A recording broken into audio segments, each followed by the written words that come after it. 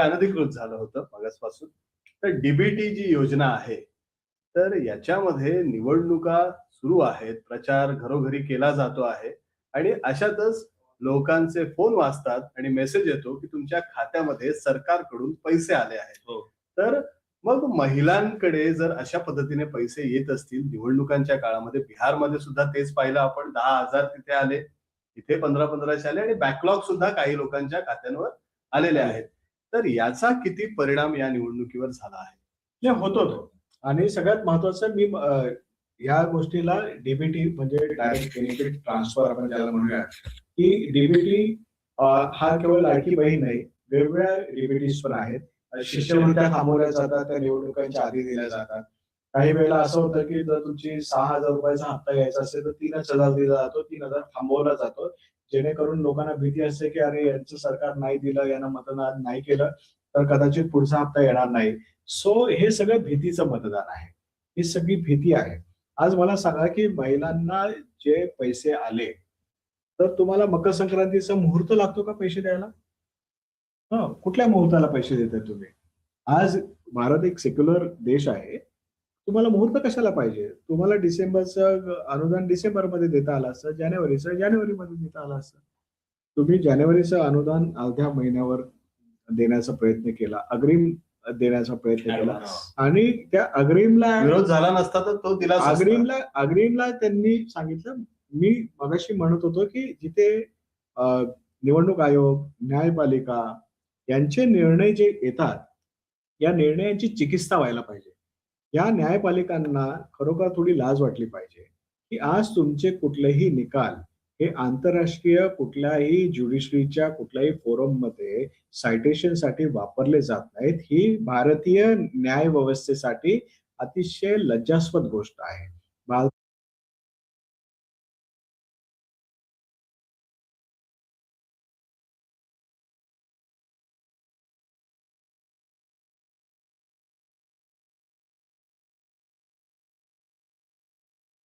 ज्या पद्धतीने तुम्ही निर्णय देता, सुनावणी करताना ओरल कमेंट्स काहीतरी देता, निर्णय देताना काहीतरी देता, हे लोक बघतात, लोकांना पण लॉजिक समजतं.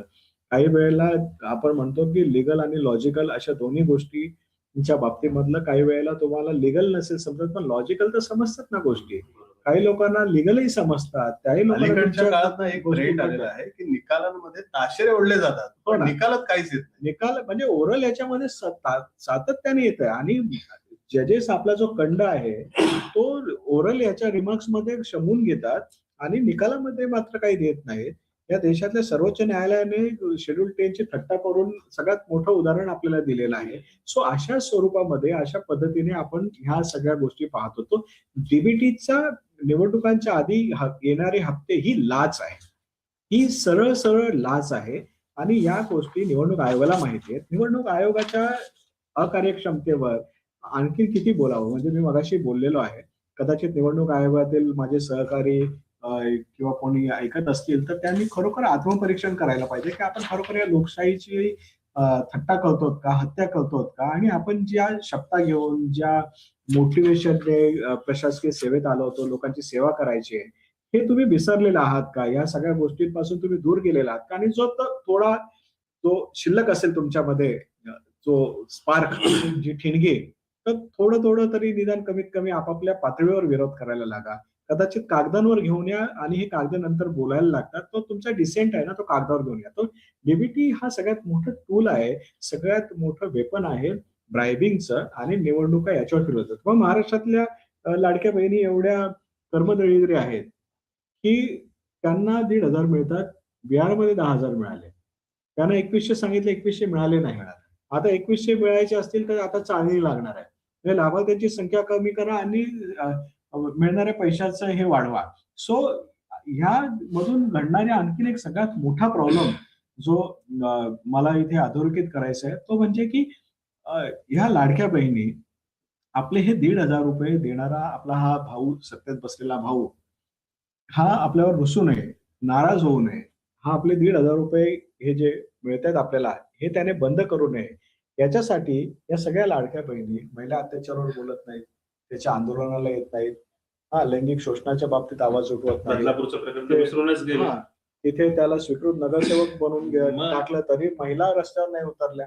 सो आपले हे 1,500 रुपयांनी या सगळ्या महिलांना म्हणजे आपण म्हणू त्याला बंद मोकळं करून केलं टाकलं. आणि बोलती बंद करून ठेवलेली. या 1,500 रुपयाची जी भीती आहे, ही जी भीती आहे खरी तर ही लाडकी बहीण योजना ही आर्थिक लाभाची योजना नाही, ही भीतीची योजना आहे. हे आपले 1,500 रुपये कधी ना कधी बंद होणार आहेत आणि आपण जर सत्ताधाऱ्यांना मतदान नाही केलं तर कदाचित बंद होतील, ही भीती आहे. त्याच्यातून होणारे हे प्रोटेक्शन वोट आहे. त्याला प्रोटेक्शन वोट आपण अनेकदा एक विरोध वापरतो, खास करून मायनॉरिटी वोटसाठी. सो हे प्रोटेक्शन वोट पण आहे. लाडकी बहीण हे केवळ लाभार्थी वोट नाही, हे प्रोटेक्शन वोट पण आहे की आमचे बंद करू नका, आम्ही तुम्हाला मतदान करतो. सो मला असं वाटतं की त्याचा इम्पॅक्ट होतोय. आणि एक मुद्दा म्हणजे हे सगळं ऐकल्यानंतर असं वाटेल की हे फक्त भारतीय जनता पार्टी आणि शिवसेनेच्या सरकारच्या बाबतीत आहे, तर ते तसं नाही आहे. नाही. आता हे गिमिक सगळ्या लोकांना कळलेलं आहे. कर्नाटकमध्ये काँग्रेस तेच करेल, तेलंगणात करेल, पंजाबमध्ये केलंय त्यांनी. आल्यानंतर आपमध्ये दिल्लीमध्ये आपने तेच केलं. सो अशा पद्धतीने हा आता सर्वपक्षीय फॉर्म्युला झालेला आहे देशाची तिजोरी कराचे पैसे लुटण्याचा. सामान्य लोकांना, सामान्य महिलांना, गृहिणींना तुम्ही स्वतःच्या पायावर उभं राहण्याचं प्रशिक्षण द्या, त्यांचे बचत गट सक्षम करा, त्यांच्या प्रॉडक्ट्सना मार्केट द्या, त्यांना बँकिंगच्या नेटमध्ये घेऊन या, त्यांना फायनान्शियल इन्क्लुजन मध्ये आणा, त्यांना इन्व्हेस्टमेंट शिकवा आणि त्यांचं एक आपण ज्याला म्हणू त्यांना त्यांच्या श्रमाला जीडीपी मध्ये स्थान द्या, ते मोजा. त्यांनी गृहिणी म्हणून केलेलं काम सुद्धा तुम्ही जीडीपी मध्ये मोजा.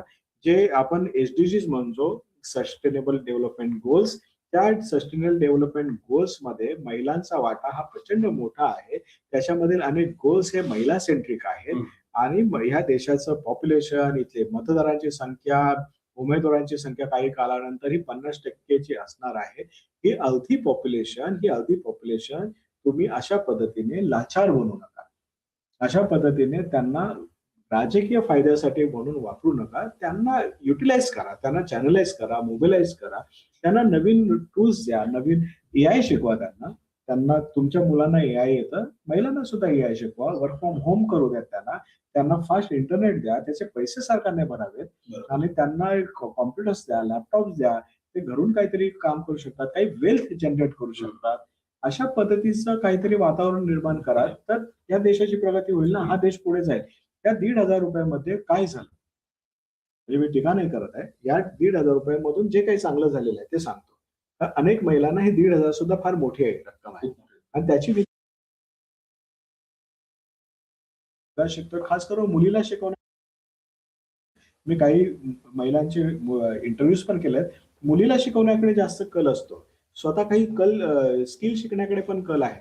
बरं, यांचे पैसे लोकल मार्केटमध्ये स्पेंड होतात. तर त्यामुळे लोकल मार्केट्समध्ये पण बूस्ट आलेला आहे. सो काही चांगलं झालेलं याच्यातला भाग नाही, पण याच्यात जे पॉलिटिकल गणित बिघडतंय, हे पॉलिटिकल गणित एकदा बिघडलं की तो पूर्ण समाजकारण, अर्थकारण आणि बाकी सगळं पण करप्ट करतोय. त्यामुळे ह्या 1,500 रुपयामधून जे पडणारे वोट्स आहेत हे अल्टिमेटली वेगळ्या पद्धतीने आपल्या भारतीय लोकशाहीला, निवडणूक व्यवस्थेला डॅमेज पण करतात.